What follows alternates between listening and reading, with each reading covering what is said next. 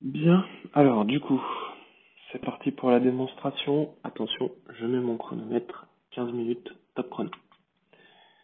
Donc, pour cette démonstration, il va falloir que je commence par démontrer trois propriétés.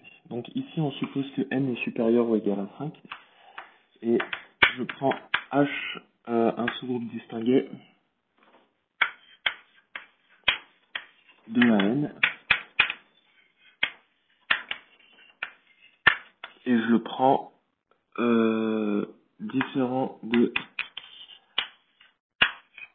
l'identité. Ok, donc première chose, si H contient un 3 cycles, alors H égale à N. Alors, pourquoi est-ce qu'on a ça? Là, je fais uniquement une justification orale. Si H contient un 3 cycles, comme H est distingué dans AN, ça veut dire que tous les 3 cycles qui sont distingués entre eux sont dans H.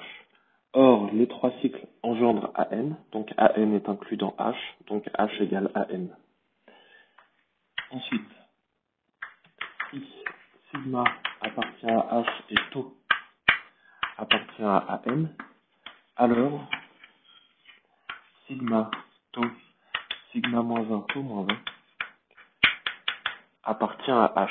Donc ça c'est pareil, justification assez rapide. Ça, par définition de sous-groupe distingué, ça appartient à H. Ça c'est un élément de H. Et par produit de deux éléments de H, on a bien un élément de H. Troisième chose, si H contient une double transposition,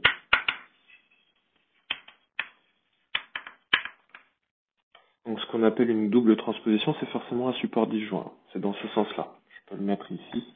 Ah, je mets SD comme support disjoint.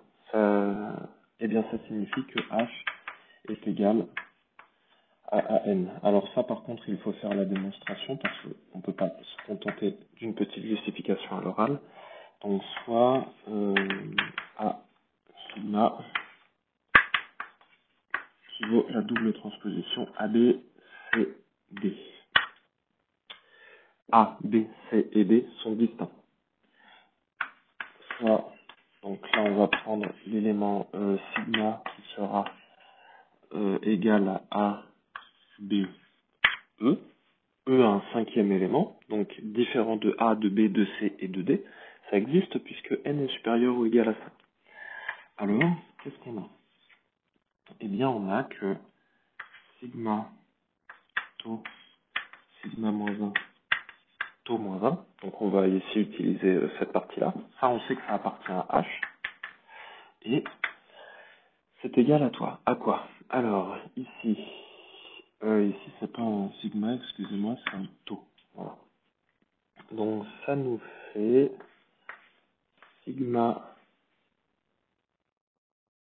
je prends celui-là. Oh non, parce que ça m'embête. Je vais faire comme ça. AB, CD, 2, hop. Et donc, là, je vais regarder ça. C'est donc sigma de A. Qu'est-ce que je suis en train de faire là? Oui, c'est ça. Parfait. Ici, on a taux de A, taux de B, taux de C, taux de D. Voilà. C'est donc égal à A, B, C, D. Alors, taux de A, c'est un B. Le B, c'est un E. Le C, c'est un C. Et le D, c'est un D. Bon, ici, on peut commuter les éléments qui sont là. Ça nous fait A, B, B, E, c'est-à-dire A, E, B. Voilà. Donc, une fois qu'on a ça, on sait qu'on a un 3 cycle qui est dans H, et donc, d'après le petit 1, on sait que H est égal à AM. Maintenant, on peut faire la démo à proprement parler de notre propriété. On va faire une disjonction des cas. Soit, donc, sigma appartenant à H qui n'est pas l'identité. À partir de ça, on va avoir un premier cas.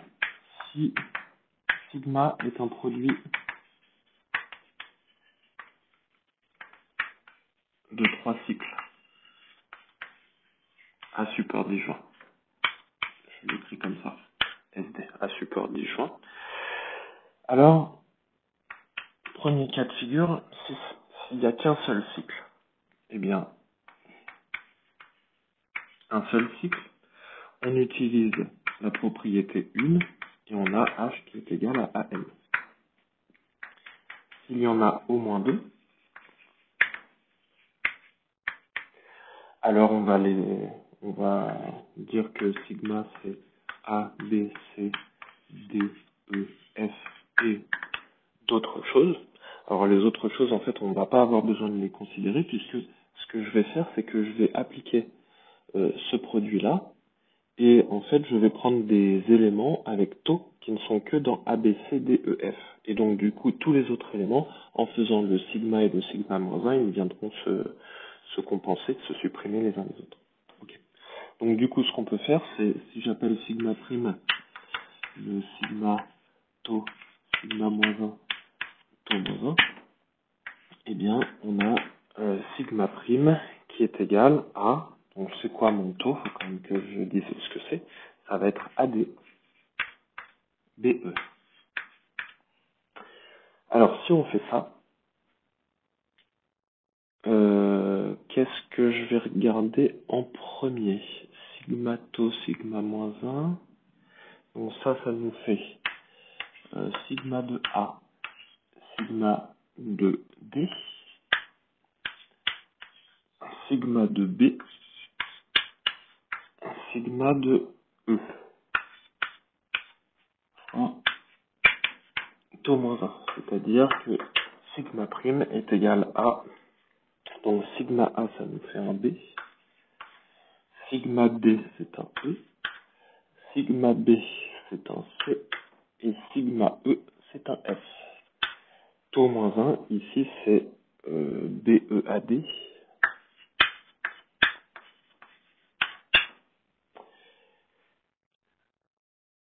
Oui, j'ai l'impression de faire la même chose qu'au-dessus, mais non, je ne suis pas perdu. Donc BEAD.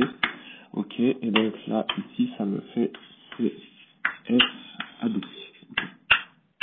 Là, on sait d'après le petit 2 que ça appartient à H, et donc là, ici, j'ai une double transposition à support disjoint qui est dans H, ce qui signifie que H est égal à AN. Ok, donc là, on a réglé le cas de figure si sigma n'est qu'un produit de 3 cycles. Maintenant, 2i, si il n'y a pas que des produits de 3 cycles. Alors, on suppose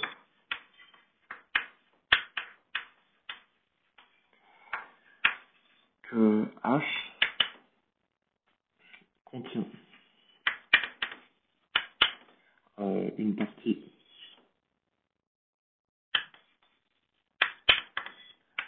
F à 3 éléments, tels que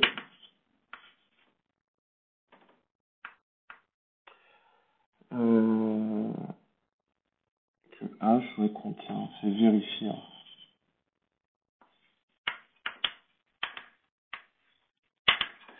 F qui a 3 éléments, tels que F union sigma de F à 4 éléments.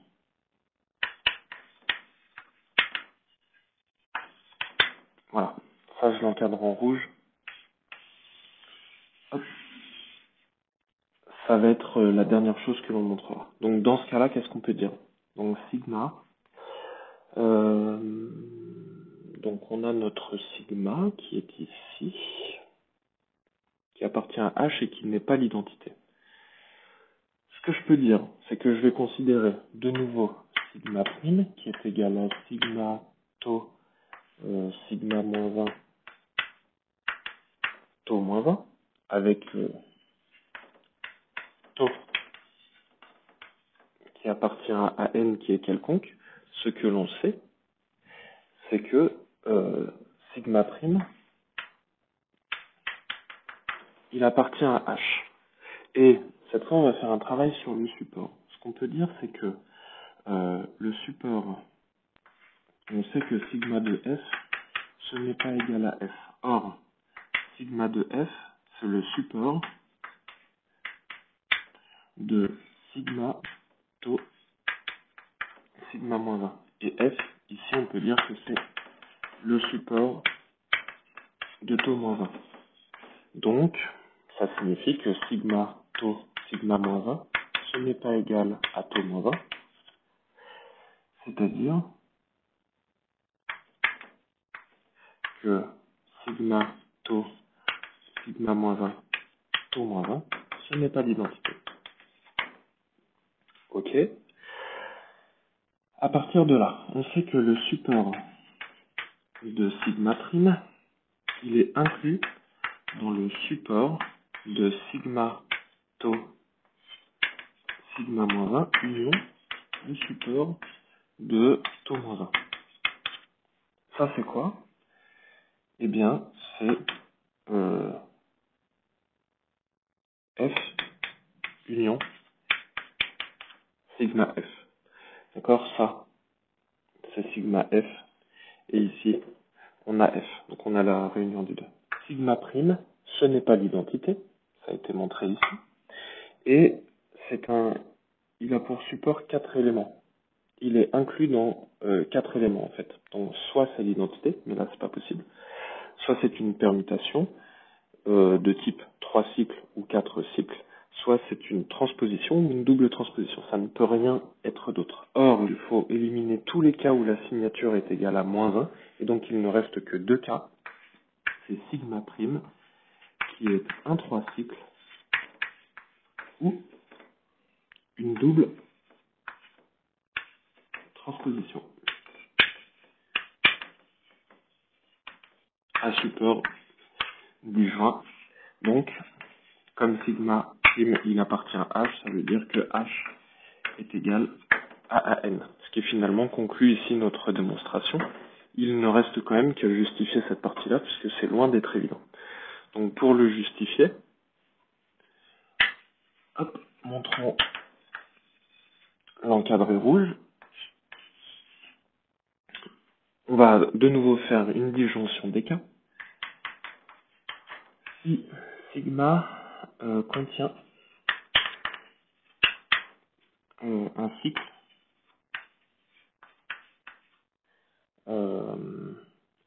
ayant 4 éléments en plus.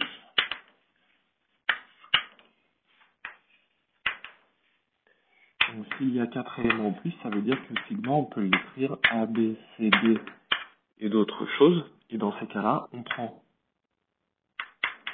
F qui est égal à l'ensemble ABC. Alors, oui, sigma de F, c'est B, C, D. Hop, ici, c'est une accolade.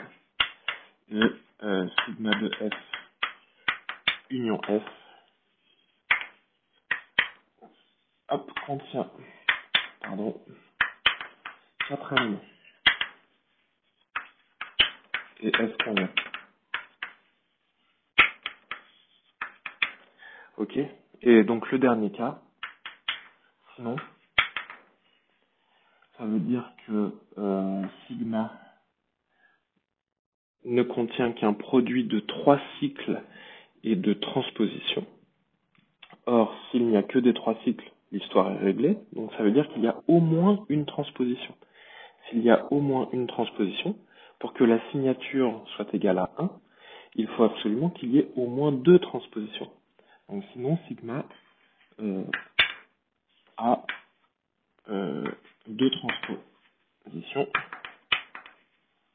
à support déjà, qu'on va noter A, B, C, D. Et dans ces cas-là, on prend F ensemble ABC et on vérifie que F convient, ce qui clôture ma démonstration. Et attention, pile 15 minutes. Voilà, donc là j'ai un développement qui dure très exactement 15 minutes. J'ai légèrement cafouillé à certains endroits. Vous voyez que je suis pas hyper rapide. D'un autre côté, je sais pas être plus rapide que ça. C'est ma façon de faire. Ici, j'ai légèrement détaillé parce que j'ai vu que j'avais un petit peu d'avance. Donc du coup, j'aurais pu me permettre uniquement de dire, bah, si je prends un F qui est cet ensemble-là, eh bien ça convient.